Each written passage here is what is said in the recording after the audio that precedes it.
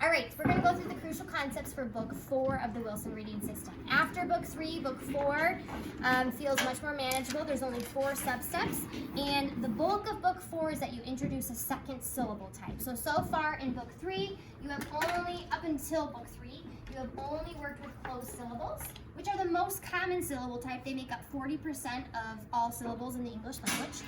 And now we're moving from that closed syllable to the second syllable type that we introduced, which is the V-E, or the vowel consonant E syllable type. The story that I use for this, so remember with closed syllables, we have our VIP vowel.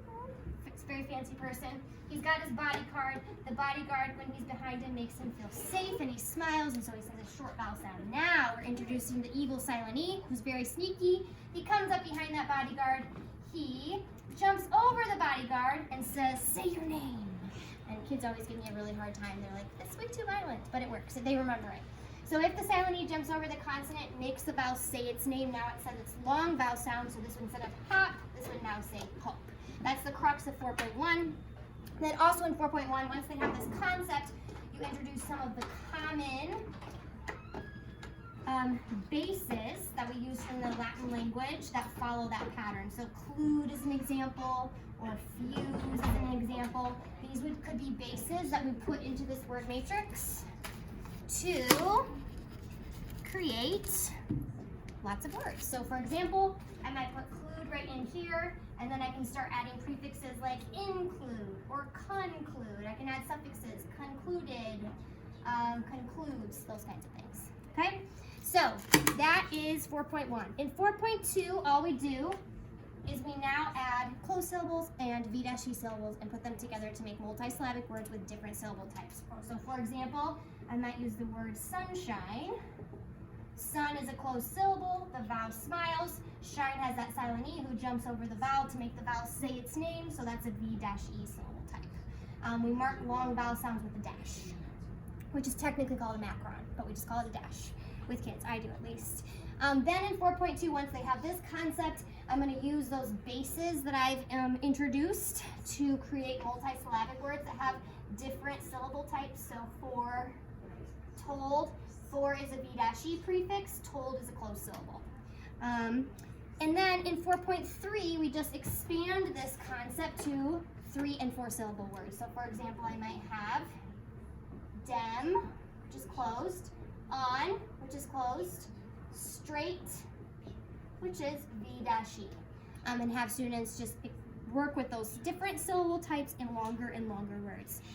Also in 4.3, as part of that multisyllabic word work, I'm also going to practice adding prefixes, so un, con, fuse.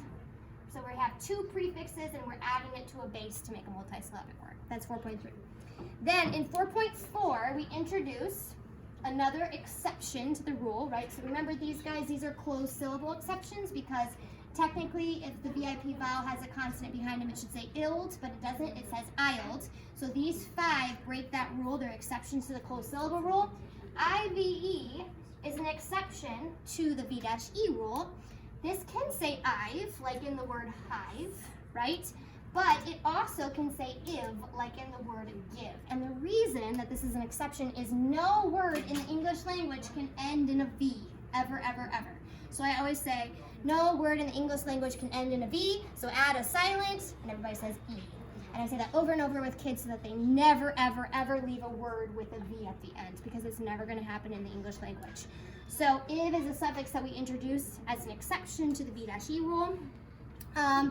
And it happens in a lot of words. In this case, it's just part of the word, but for example, in this word, is closed, ject is a closed base, if, objective, here is acting as a suffix that we added to the base word object. Then also, we add E, so in this word, we add E to a closed syllable, like in the word dense. The reason that we add an E here is because if we leave it like this, it looks like the base word den plus the suffix s, and that looks like dens. We don't want it to say dens, like multiple dens, we want it to say dense. So if there's a base word that ends in an S, we're going to add a silent E to make sure that it's very clear that it's not acting as a suffix. Also in the word 12, we're going to add a silent E because no word in the English language ends in a V, so add a silent E. And those are the crucial concepts for Book 4.